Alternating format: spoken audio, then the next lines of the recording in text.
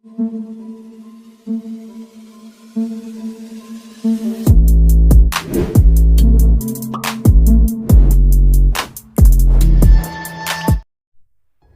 दोस्तों, scary story official में आप सबका स्वागत है।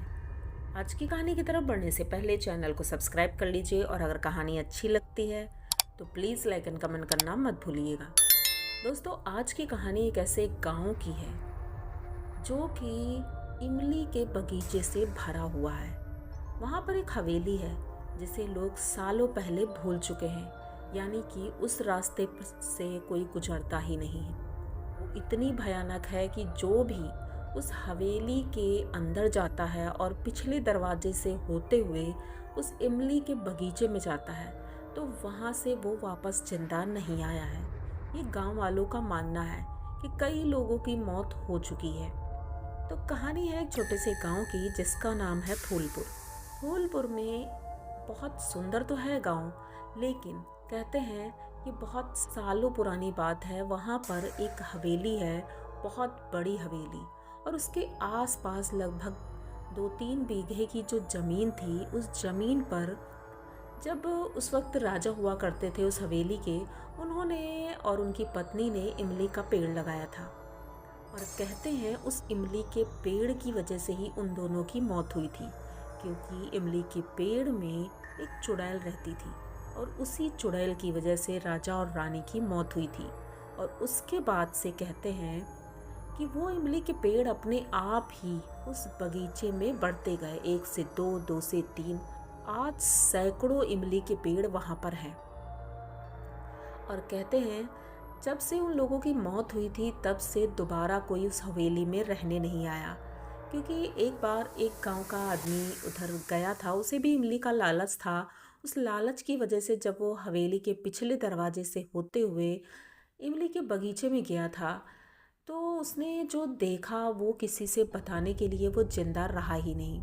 अब गांव के लोग तो यही सोचकर बैठे हैं कि पता नहीं वहाँ जाते ही कोई गायब हो जाता है या कहाँ किस दुनिया में चला जाता है, ये किसी को नहीं पता है। तो इसी गांव में एक घर है मानसी का।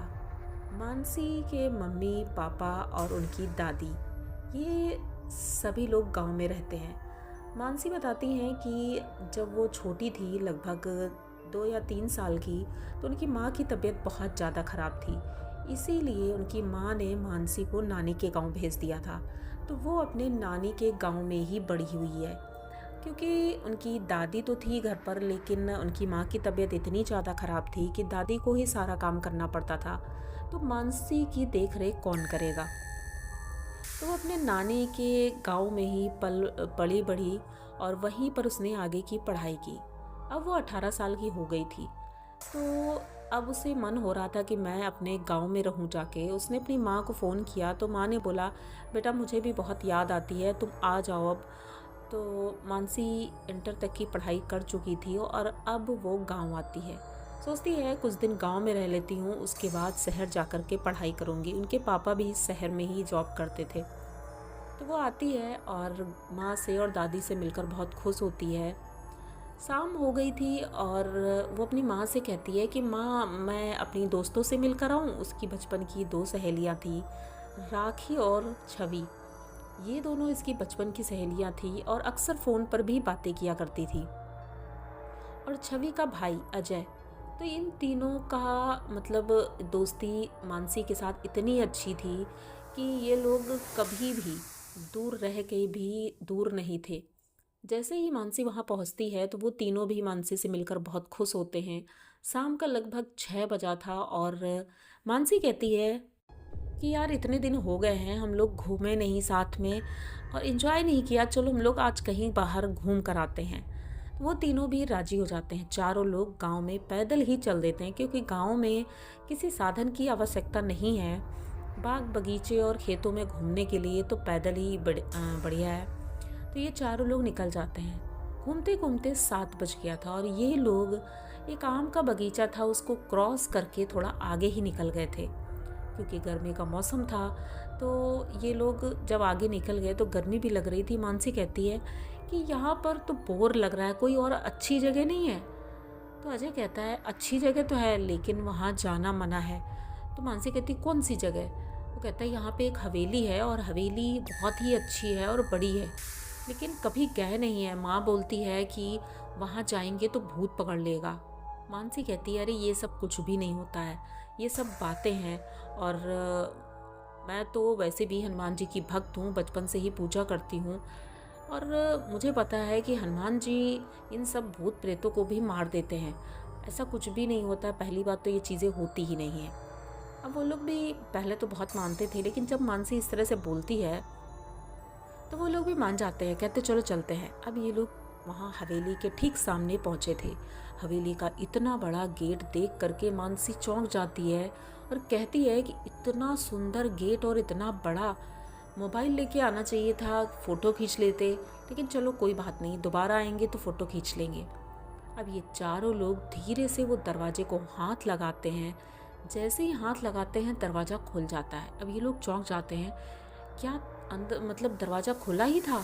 अब ये अंदर जाते हैं तो देखते हैं इतनी आलीशान हवेली, लेकिन हाँ गंदी थी। वहाँ पेड़ पौधे जड़ें इतनी निकल आई थी कि डर था कि सांप बिच्छू भी हो सकते हैं।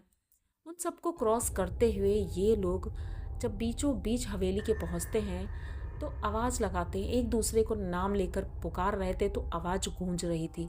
बहुत ही अच्छा लग रहा था। तो ये लोग सोचते हैं चलो छुपन छुपाई खेलते हैं।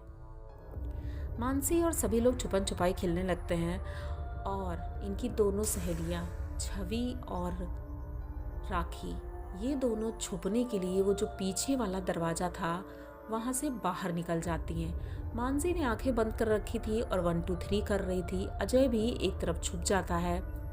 जब 10 तक गिनती हो जाती है तो मानसी ढूंढना शुरू करती है। अजय तो मिल जाता है, लेकिन वो दोनों नहीं मिल रही थी। अब ये दोनों मिल करके छवि और राखी को ढूंढ रहे थे। पूरी हवेली में ढूंढ लिया, लेकिन वो दोनों कहीं नहीं मिली। हंसने की आवाज़ें तो आ रही थी, तो इसीलिए ये लोग हवेली में ढूंढ रहे थे कि हो ना हो यहीं पर है।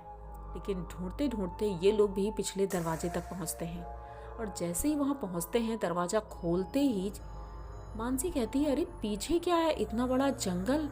तो अजय कहता है अरे ये इमली का बगीचा है और यहाँ पर हमें नहीं जाना चाहिए, क्योंकि गांव के लोग कहते हैं जो यहाँ पर जाता है वो वापस नहीं आता है। तो मानसी कहती है अरे ऐसा कुछ नहीं होता, अरे इमली का बगीचा है और आज चांदनी रात है, देखो सब दिख रहा है, कितनी बड़ी बड़ी इमलियाँ हैं और नीचे भी पड़ी हुई हैं, चलो लेकर आते हैं। अजय का हाथ पकड़ती है और लेकर जाने लगती है। तभी अजय उसे धक्का दे देता है। अब वो नीचे गिर जाती है, क्योंकि गेट काफ़ी ऊंचाई पर था। वो गुस्साने लगती है और कहती है कि अभी छवि से शिकायत करूंगी तुम्हारी कि देखो कैसे मुझे धक्का दिया है। तो अजय हंसने लगता है और कहता है धक्का नहीं दिया, बस मजाक कर रहा था, चलो मैं भी चलता हूँ। वो भी नीचे आता है और दोनों लोग अब उन दोनों को आवाज़ देते हुए पहुँच जाते हैं। इमलियाँ बिनने लगती है मानसी और अजय अपनी बहनों को ढूंढ रहा था, लेकिन तभी एक पेड़ के पास इसे हलचल सी महसूस होती है। अजय उस पेड़ के पास जाता है तो देखता है उसकी दोनों बहनें पीछे छुपी हुई हैं। कहता है अरे मानसी देखो ये दोनों यहाँ छुपी हुई हैं और हम लोग कब से ढूंढ रहे हैं। तो मानसी भी गुस्सा करती है कि बताओ इतनी देर से हम ढूंढ रहे हैं, लेकिन तुम लोग मिल क्यों नहीं रही थी। वो दोनों कुछ नहीं बोलती हैं और चुपचाप वहीं खड़ी रहती है। मानसी कहती है कि चलो ठीक है, मैंने कुछ इमलियाँ ले ली हैं, अब घर चलते हैं क्योंकि बहुत लेट हो गया है। वो दोनों फिर भी कुछ नहीं बोल रही थी। अजय अचानक से पता नहीं कहाँ चला गया था, अभी तो यहीं खड़ा था, अजय नहीं मिल रहा था। तभी किसी के जोर जोर से हंसने की आवाज़ आती है। जब हंसने की आवाज़ आती है मानसी के हाथों से इमली छूट जाती है, क्योंकि वो हंसने की आवाज़ किसी औरत की थी जो बुजुर्ग थी। ऐसी हंसी मेरी सहेलियों की तो नहीं हो सकती। और उनकी सहेलियाँ इमली की तरफ, पेड़ की तरफ मुंह करके खड़ी थी। ये जाती है उनके कंधे पर हाथ रखती है। जैसे ही कंधे पर हाथ रखती है उसके हाथों में इतनी जलन होने लगती है कि एकदम से हाथ हटा देती है और कहती है क्या हुआ, तुम लोगों को बुखार है क्या, इतना जल रही हो तुम लोग। वो लोग फिर भी नहीं बोलती हैं। अब ये कहती है चलो बहुत मजाक हो गया, हम लोग घर चलते, नहीं माँ गुस्सा होगी। रात का लगभग 10 बज चुका था। अजय को आवाज़ देती हैं, लेकिन अजय का पता नहीं था। अब ये लोग कुछ दूर ही चली थी, अभी वो दोनों लड़कियां पीछे पीछे थी, मानसी आगे थी। और अजय तभी एक पेड़ से कुछ गिरने की आवाज़ आती है। तभी मानसी जब पीछे मुड़कर देखती है तो वो अजय था। अजय अब इस दुनिया में नहीं था, लेकिन किसने मारा उसे, क्या हुआ ये बात इन लोगों को नहीं पता। अब मानसी बहुत घबरा जाती है। अजय को उठाने की कोशिश करती है लेकिन उठा नहीं पाती है। उन दोनों से कहती है तो वो दोनों हेल्प करने को तैयार ही नहीं थी। लेकिन मानसी किसी तरह अजय को घसीटते हुए खींचते हुए उस दरवाजे तक ले जाती है, पीछे वाले। और जब उस दरवाजे को खोलती है और अंदर जाती है, पीछे मुड़कर देखती है तो वो तीनों वहाँ थे ही नहीं। अब ये बहुत चौंक जाती है, ऐसा कैसे हो सकता है। बहुत रोती है, चिल्लाती है और वहाँ से भागना शुरू करती है, क्योंकि अब उसे पता चल गया था कि ये कुछ नॉर्मल नहीं है। गांव पहुँचती है, गांव वालों को पूरी बात बताती है। गांव वाले पहले तो मानसी को बहुत डांटते हैं। उसके बाद उन तीनों बच्चों को ढूंढने के लिए वो लोग निकल पड़ते हैं, लेकिन कहीं उनका नामो निशान नहीं मिलता है। कोई भी उस पिछले गेट से नीचे उतरने को तैयार ही नहीं था। लेकिन मानसी कैसे बच गई, ये लोग सोच रहे थे। तो मानसी कहती है, मैं जब वहाँ गई थी और जब लौट रही थी तो मैं हनुमान चालीसा बराबर पढ़ रही थी। उन तीनों का हाथ पकड़ रखा था, लेकिन वो लोग अचानक से भाग गए थे। उसके बाद से मैं बराबर हनुमान चालीसा पढ़ रही थी, मन में पढ़ते हुए ही मैं आई। मेरे गले में वैसे भी हनुमान जी का लॉकेट है और ताबीज़ भी है, जिस वजह से शायद हनुमान जी ने मेरी रक्षा की। लेकिन मेरे दोस्तों के साथ ऐसा हो जाएगा मैंने ये सोचा नहीं था। मैं तो इन सब चीज़ों को मानती भी नहीं थी। लेकिन आज उसे पता चला कि वो हवेली नहीं, हवेली के पीछे जो इमली का बगीचा है, वो दोनों इतना हॉन्टेड है कि वहाँ पर एक बार जाने के बाद कोई वापस नहीं आता। दिखाई कुछ भी नहीं दिया, लेकिन एक आवाज़ बूढ़ी औरत की वो बराबर सुनाई दे रही थी, हंसने की। ये सुन कर के आज भी मानसी बहुत डर जाती है। जैसे ही वो घर पहुंची, उसकी माँ ने कहा कि अब तुम यहाँ रह नहीं सकती हो, तुम्हें यहाँ से जाना होगा। उसको तुरंत शहर भेज दिया था। उसके बाद से वो दोबारा अपने गांव नहीं गई। उसकी माँ ही गांव से शहर जाती थी उससे मिलने के लिए। लेकिन इतना बड़ा हादसा होने के बाद मानसी भी नॉर्मल नहीं रह पा रही थी। पढ़ाई में मन भी नहीं लग रहा था, लेकिन धीरे धीरे सब कुछ नॉर्मल हुआ, ठीक हुई। लेकिन ये बात वो कभी नहीं भूल पाती कि उसके दोस्त अब इस दुनिया में नहीं हैं। लेकिन उनके साथ क्या हुआ, कैसे हुआ, ये आज तक उसको नहीं पता है। तो आप लोगों को मानसी की ये कहानी कैसी लगी? अगर अच्छी लगी हो तो प्लीज़ चैनल को सब्सक्राइब करिए, लाइक कमेंट करिए, शेयर करिए और बने रहिए हमारे साथ। मिलते हैं फिर किसी नई कहानी में। तब तक के लिए डरते रहिए।